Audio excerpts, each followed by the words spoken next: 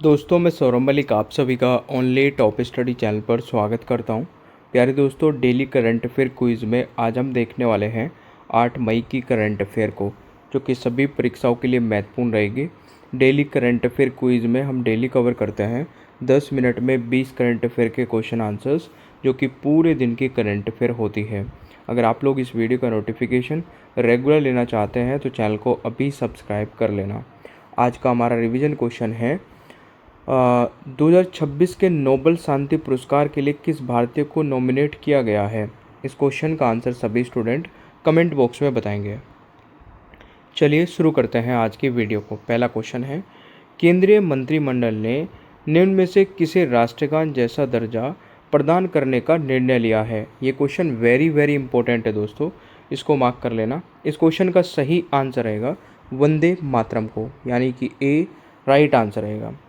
देखिए, सबसे पहले मैं वंदे मातरम के बारे में बता देता हूँ। वंदे मातरम भारत का राष्ट्रीय गीत है। वंदे मातरम की रचना बंकिम चंद्र चटर्जी ने वर्ष 1876 में की थी। इसे सबसे पहले 1896 में कोलकाता कांग्रेस अधिवेशन में रविंद्रनाथ टैगोर ने गाया था। आज़ादी के बाद 24 जनवरी 1950 को इसको राष्ट्रीय गीत का दर्जा मिला था। बट अब यहाँ पर बात की जा रही है दोस्तों, वंदे मातरम को गीत को राष्ट्रगान जैसा दर्जा मिलेगा, यानी कि ये क्या क्या होगा। फैसला किसने लिया? ये केंद्रीय कैबिनेट ने लिया है। किस अधिनियम में संशोधन किया जाएगा इसके लिए? तो राष्ट्रीय गौरव अपमान निवारण अधिनियम 1971 में भी संशोधन किया जाएगा। देखिए, वर्तमान में जो कानून के तहत राष्ट्रीय ध्वज है, संविधान या राष्ट्रगान के अपमान पर जेल, जुर्माना या दोनों हो सकते हैं, वही इसमें लागू हो जाएगा। अगर कोई भी वंदे मातरम गीत जो हमारा है उसका अपमान करता है या उसको गाने में कोई बाधा डालता है तो उसको जेल या जुर्माना हो सकता है। तो ये सारी चीज़ें आप लोग नोट कर लेना।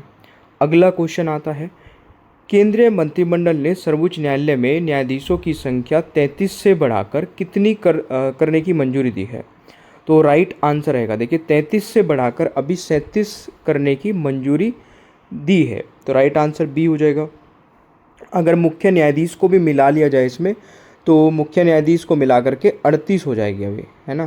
पहले मुख्य न्यायाधीश को मिला करके 34 थी, तो ये भी आप लोग नोट कर लेना। इसमें 38 और 37 में कंफ्यूज मत होना।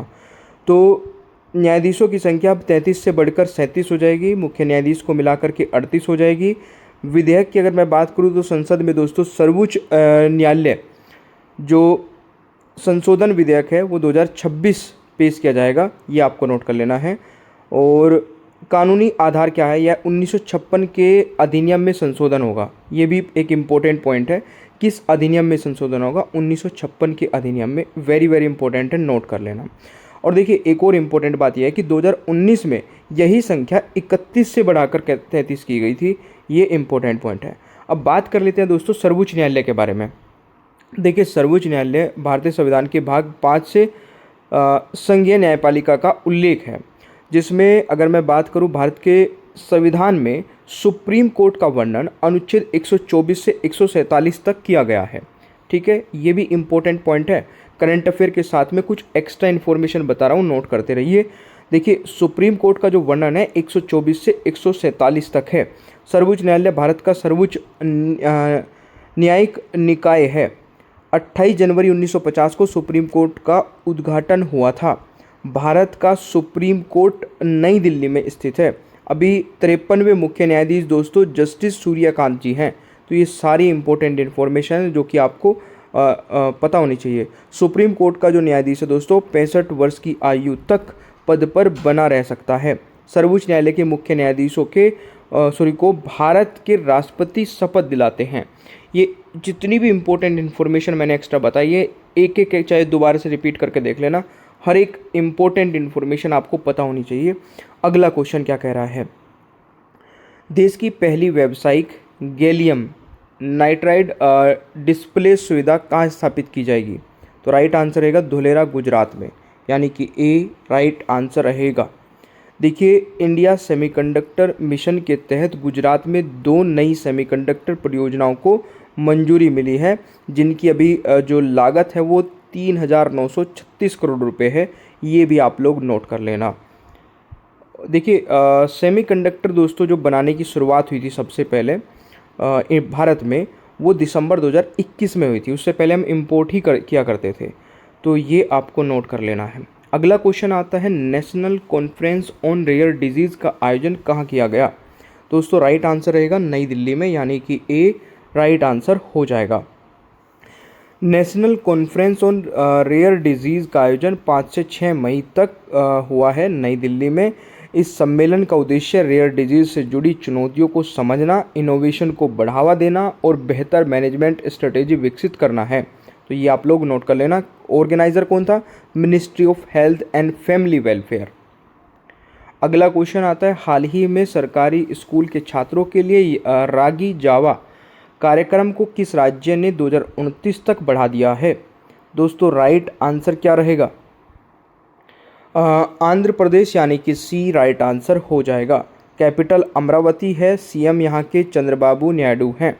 तो ये भी आप लोग नोट कर लेना। आप लोगों ने मास्टर पीडीएफ नहीं ली है तो ले लीजिए, क्योंकि 199 रुपये में हम आपको 10 ई बुक का पूरा सेट प्रोवाइड करा रहे हैं, जिसमें सारे सब्जेक्ट होंगे।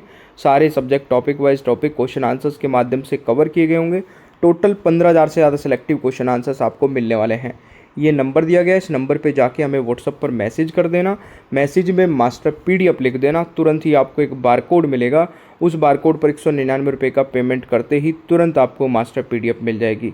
ये नंबर हर एक स्लाइड में लिखा हुआ मिलेगा, यहाँ से नोट कर लेना। अगला क्वेश्चन है, हाल ही में कहाँ 14 गोताखोरों ने पानी के अंदर सबसे ऊंचा मानव स्तंभ बनाकर गिनीज वर्ल्ड रिकॉर्ड बनाया है? दोस्तों राइट आंसर रहेगा अंडमान निकोबार में। इंपॉर्टेंट क्वेश्चन है दोस्तों, नोट कर लेना। जिस भी क्वेश्चन को इंपॉर्टेंट बताता हूँ उसको वेरी वेरी इंपॉर्टेंट मार्क करके उसको चाहे स्क्रीनशॉट ले करके रख लिया करें, क्योंकि वो क्वेश्चन एग्जाम में रिपीट होने की संभावना बहुत ज़्यादा है। जैसे आज हम 20 क्वेश्चन आंसर्स कवर करेंगे तो सारे के सारे एग्जाम में नहीं आएंगे, बट कुछ ऐसे क्वेश्चंस होते हैं दोस्तों जो आते ही आते हैं। जो हमारा एक्सपीरियंस है उसके हिसाब से मैं बता देता हूँ। अगला क्वेश्चन है, हाल ही में स्वदेशी सेल ब्रॉडकास्ट सिस्टम सीबीएस किसने लॉन्च किया है? तो राइट आंसर रहेगा दूरसंचार मंत्रालय, यानी कि सी राइट आंसर हो जाएगा। अगला क्वेश्चन है, हाल ही में भारत और कौन से देश व्यापार, निवेश और तकनीकी साझेदारी आगे बढ़ाने पर सहमत हुए हैं? तो राइट आंसर रहेगा दोस्तों भारत और वियतनाम, यानी कि ए राइट आंसर रहेगा। तो देखिए अभी वियतनाम के प्रेसिडेंट भी भारत आए थे, उनका नाम क्या था? To Lam. तो ये भी नोट कर लेना। कैपिटल है वियतनाम की दोस्तों हनोई। ये भी एक इम्पोर्टेंट हो सकता है, नोट कर लेना। हाल ही में जीवाश्म ईंधनों से दूर हटने पर प्रथम अंतर्राष्ट्रीय सम्मेलन किस देश में आयोजित किया गया है? तो राइट आंसर रहेगा कोलंबिया, यानी कि सी राइट आंसर हो जाएगा। अगला क्वेश्चन है, हाल ही में केंद्रीय फिल्म प्रमाणन बोर्ड सीबीएफसी का अध्यक्ष किसे नियुक्त किया गया है? तो राइट आंसर रहेगा शशि शेखर वेम्पति, यानी कि बी राइट आंसर हो जाएगा। अगला क्वेश्चन आता है, हाल ही में दिल्ली मेट्रो के स्थापना दिवस समारोह में metro women of the year के खिताब से किसे सम्मानित किया गया? तो राइट आंसर रहेगा सुषमा यादव को, यानी कि सी राइट आंसर हो जाएगा। अगला क्वेश्चन आता है, हाल ही में chief of defence staff general Anil Chauhan द्वारा ब्रेन कंप्यूटर इंटरफेस सम्मेलन का उद्घाटन कहाँ किया गया है? तो राइट आंसर रहेगा नई दिल्ली में, यानी कि सी इज़ द राइट आंसर। अगला क्वेश्चन आता है, हाल ही में मई 2026 में आयोजित मियामी ग्रैंड प्रिक्स 2026 का खिताब किसने जीता है?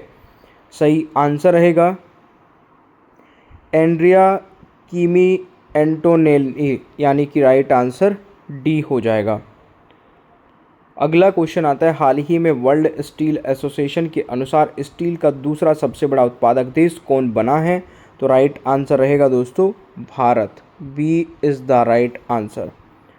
अगला क्वेश्चन आता है, इली बोलोजन किस देश के प्रधानमंत्री थे जिनकी सरकार अविश्वास प्रस्ताव हारने के बाद गिर गई है?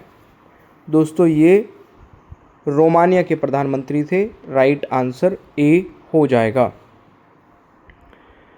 रोमानिया के प्रधानमंत्री इली बोलोजन का सरकार का अविश्वास प्रस्ताव हारने के बाद गिर गई है, तो ये आपको नोट कर लेना है। अगला क्वेश्चन आता है, प्रशस्त 2.0 मोबाइल ऐप किसने शुरू किया है? ये दोस्तों एनसीईआरटी ने शुरू किया है, डी राइट आंसर रहेगा। अब यहाँ पर एनसीईआरटी के बारे में मैं बता देता हूँ। National council of educational research and training, ये एनसीईआरटी की फुल फॉर्म है। एनसीईआरटी की स्थापना 1961 में हुई थी, मुख्यालय नई दिल्ली में है, ये आपको नोट कर लेना है। अत्याधुनिक जहाज मरम्मत केंद्र का निर्माण कहाँ किया जाएगा?